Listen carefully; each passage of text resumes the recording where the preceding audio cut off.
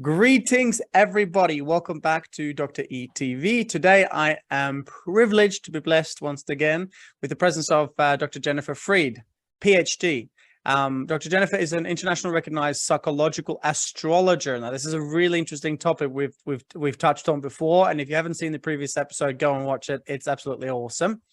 And she's also the best-selling author of a book called Use Your Planets Wisely, Master Astrology, and the new and upcoming, soon-to-be-released book called A Map to Your Soul. Now, that is a very interesting topic that we're going to be specifically discussing today. Jennifer spent over 30 years consulting worldwide clients on business, social, emotional learning, both in the psychological, spiritual, and educational type topics. Okay, so today we're going to dive deep into this topic that I just briefly discussed, which is a map to your soul. So can you tell me, Dr. Jennifer, before we jump in, firstly, welcome back. It's so good to see you. Please tell us what inspired you to write this new book. Well, actually, I was asked to write it, but what got me so excited about writing it is I wanted to reach more people to raise consciousness. And that's why you're my brother, because we're doing that together in different ways, all continents.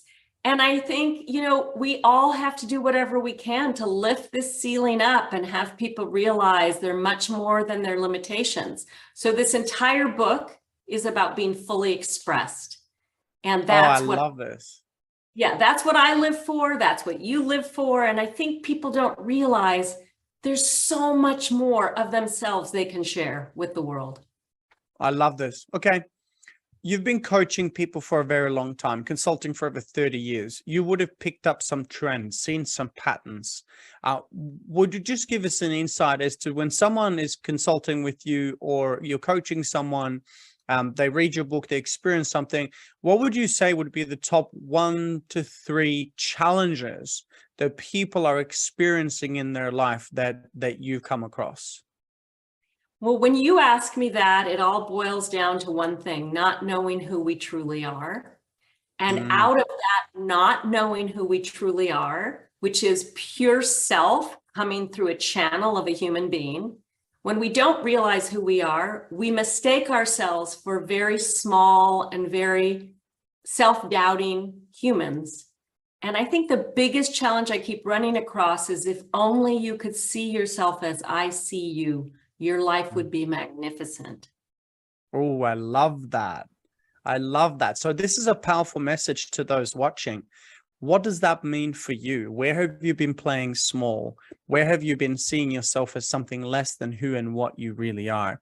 Okay, so it's a lack of self-knowing, lack of self-love, and lack of something rather, okay? So what would then be, and I'm just going off the cuff a little bit here, if that's okay, because I just really know that in the time like now, what's happening in the world and what people are experiencing with this, rapid change of reality, this could be very, very useful. So my next question is, okay, great. So we don't know who we are. We've lost ourselves. We've forgotten to love ourselves, or we're playing a small game or pretending to be something that we're not, vice versa, all of the above. What is one of the first steps that someone can take to really start to reconnect with their true self again then?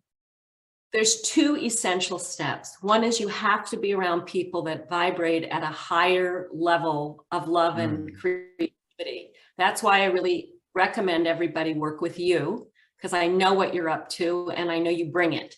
So one, you have to change the social group you're in or the work group you're in and be around people that remind you of who you really are, not your petty stuff, your higher stuff. Secondly, you have to have a spiritual practice. There's just too much noise out there. And if you don't have a dedicated spiritual practice, you will be seduced by the noise. And the noise is not about transparency, authenticity, and your real self. It's about have more, get more, be somebody else. It's really noisy. Yeah, I totally agree. And there is so much noise. And we saw that even through what we've been through the last 3 years with all the noise in the world, all the noise in mainstream media, all the noise, in relationships and stress and fear and all that sort of stuff. I love this. Let's reiterate. 1, You must have a conscious social circle that vibrate at a high frequency, because if you do not, people will drag you down to that lower level. So be impeccable with who you have in your inner circle, your conscious community, as I call it. And number two, you must have a spiritual practice. Now, this is not a once in a blue moon meditate kind of thing. This is an opportunity for you to dive into a practice. I have said for over 15 years that yoga has been a very important part in keeping me sane, because I'm a high energy, high impact, highly productive kind of person. I want to excel, I want to achieve, I want to make an impact in this world and leave the world a better place, and that comes with work. And so if I don't have that practice, then I'm not going to vibrate at that frequency either. So this is very critical. I love it, Jen. Now let's do this, guys. If you're watching and if you don't have a practice, right now start taking a mental note or even a pen and paper and write down, what does this spiritual practice look like for you? Is it yoga? Is it breathwork? Is it qigong, tai chi? Is it meditation? Is it whatever else? Can you give us a couple of examples as to what you've learned throughout the years?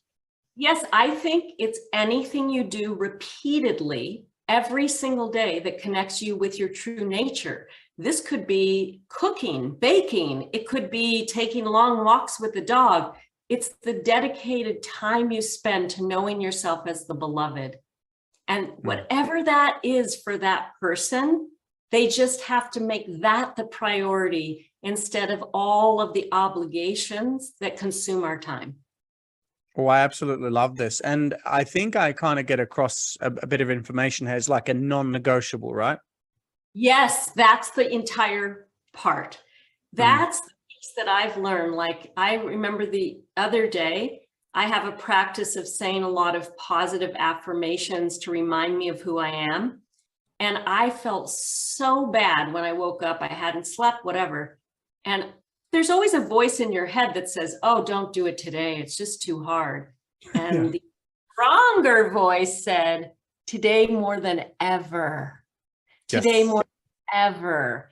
And so you wouldn't, I don't think, go a day without brushing your teeth or drinking a glass of water.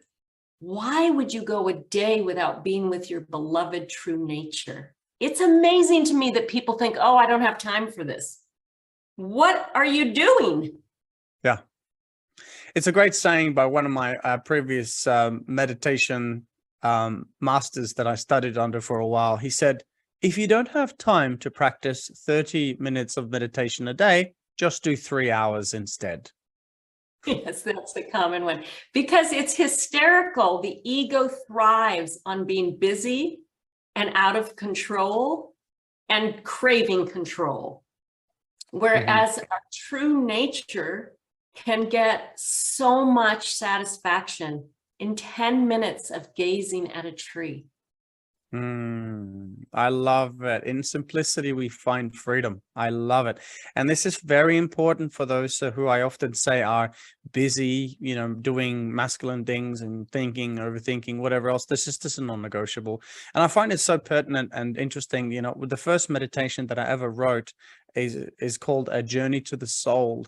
And what I do is I breathe people through these energy centers and remember who we are, let go of fear, guilt, shame, grief, sadness, anger, illusion, and disconnection.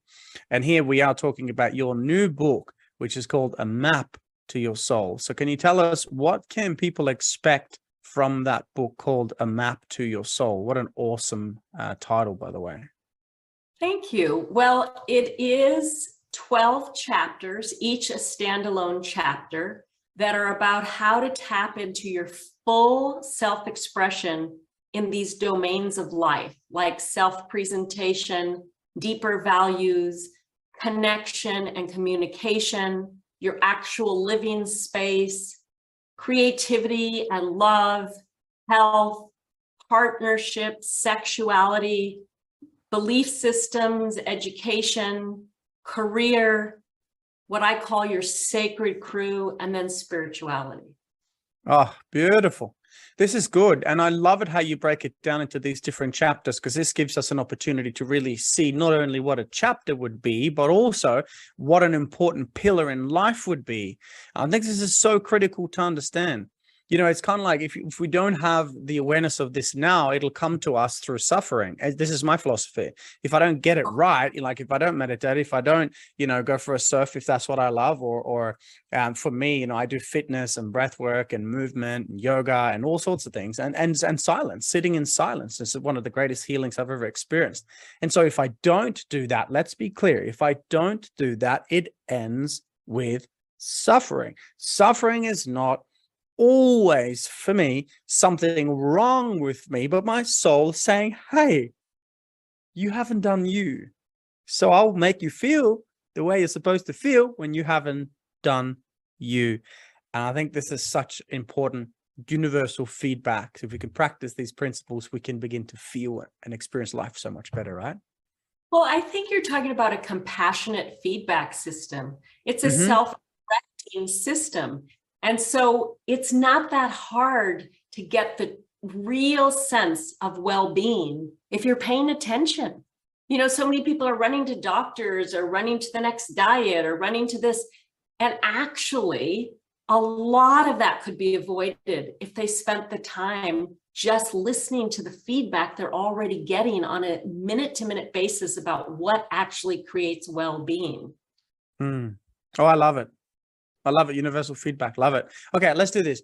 You got this new book, right? It's this amazing concept. People should be looking into it, purchasing it, doing some of your work. That's why I wanted you on again, because our last conversation, I was like, yes, yes, yes, yes, yes. Flow, synchronicities, alignment. I want your message to my people, to our community, because it's been life-changing for me, these principles that you speak of. If we were to take this book, okay, a map to your soul, and we were to take a key message. I always love this. I spent so much money, millions, up to 2 million in personal development. Seriously, traveling the world. And I had a rule, right? I had a rule. The rule was I would always take at least one thing from the seminar, the course, the coaching, the book, the you know, whatever, and I'd apply it in my life. If we take this book, this masterpiece coming out, what would you say is a key takeaway from that book that people can expect? Okay, get ready. This is the key takeaway. Okay, cool. If you take the time to fully develop and offer your gifts to this world in full self-expression, not only will you be much happier, but everyone around you will benefit. I love it. It's like a door that hasn't been opened, but when you do, life is completely different. And I see it. And what's the concept here? I mean, be thyself, learn thyself, know thyself, express thyself. I think this is so important. What's next on the cards for you, Jen? Did you say clouds? What's next on the cards? What are you up to next? Oh, cards. I heard you say clouds. Could be. And I thought, that's what I'm kind of thinking about. Well, I am proudly turning 65 in January. Woo. And what I've decided now that I'm successful and have this great book and all of this is that I just want to work very exclusively and intently with people that want to grow maximally. And so I'm going to be doing just some coaching with a few people. I'm going to continue writing, and I'm going to take time to travel the world and come do a workshop with you in Australia. Yes, that's cool. We talked about that last time. I'd love to. I really want to. I feel like as an elder, which I think is a very important designation, and you can either be an older or an elder. An older is just trying to just get to the finish line, right? But there's not much juice. I feel like in my age, I've learned so much, and it's come through a lot of effort, suffering, and joy. I want to pass on what I know. I want to make my pain count. I want to make my joy count. And I want to be with like-minded people who just need a boost up. So that's what I'm about, and very, very grateful. Like, I'm filled with gratitude. I can sense it and see it as well. That's so special. What I want to do, you know, this is a life. When you actually wake up every day saying, I choose this. This is what I'd like to do. This is who I'd like to be with. I love that. Be the master of our own reality. Create our own dream life. No one's going to do it for us, right? No, and I think the part that a lot of people misunderstand that are in the younger generations, whatever that might be, younger than me, is this doesn't mean that you have to wait till you feel good to do it. I Oh, think, this is good. This is important. Please clarify. This is really key. well, I know when I was 20 something and I wanted to be in good shape, I kept waiting to wake up and feel like doing it, and it never worked out. And I think it's like you've got to work against the resistance of the negative energy that's in the social field, and just do the hard, good things for yourself so that they build a stronger self that wants to do the hard, good things. Oh, I love this. Just to be clear, when you feel like, oh, I don't feel like meditating, that's when you meditate. When you feel like, oh, I need to eat food, well, that's when you intermittent fast. When you feel like I need to keep on pushing through this stressful time, that's when you take a breath, do some stretching, do some breath, whatever. And this is the key. And I call this voluntarily putting myself into good stress. Okay. Oh. So yeah. And I do it deliberately. I have this saying, right? When I burn out, and this is me as an athlete kind of thing. I always say when I burn out physically, I never burn out mentally. And what I mean by that is that I put myself into deliberate, uncomfortable, good stress situations, such as my yoga practice. Yeah. Am I busy? Have I got more emails to reply to? Yes. Do I feel like doing yoga right now? Well, my ego, no. So yes, I will go and do it. But after that yoga, I drive to yoga like this. Ooh, someone cuts you off in traffic. This is just a hypothetical example. Yeah. Someone cuts me off in traffic. I'm like, asshole, right? And then I do yoga. Someone cuts me off in traffic. I'm like, namaste. Yeah, right. It's the same. It's very similar. But I think we have to help people understand when the ego is signaling and when the spirit soul is signaling. It's a different signal, and you have to have a way to know who's calling you. Because the ego can be very tricky, and it can say, oh, no, actually, I've got a better idea for you right now than to do your meditation practice. Actually, call back so-and-so. You've got to go, well, what part of me is speaking and how do I listen? And I think that takes so much deep introspection, and the world doesn't really applaud that. But we need this introverted time. We need time to read good poets, read great inspiring books, listen to incredible speakers and podcasters. We need to fill ourselves with the good stuff so we know the difference. This is very cool. And cut out all the negative stuff. It's funny you should say reading good stuff. I'm sitting here reading the Tao as we speak, just opening up, having a look at some amazing stuff, right? And it's just making sure that putting stuff like this into our minds every day is critical. So I'd like to call upon action right now for those watching, for those listening. What is it in your life now that has been missing? What practice needs to be in place? Where do you need to devote yourself to a practice that will truly bring out who you are from that place of love, joy, and that higher frequency? What is it that you love to do that you haven't done for a while? How could you possibly even have an accountability partner in your life? I have personal trainers in my life. I go to yoga with people so that I know that they will be waiting for me and I will go.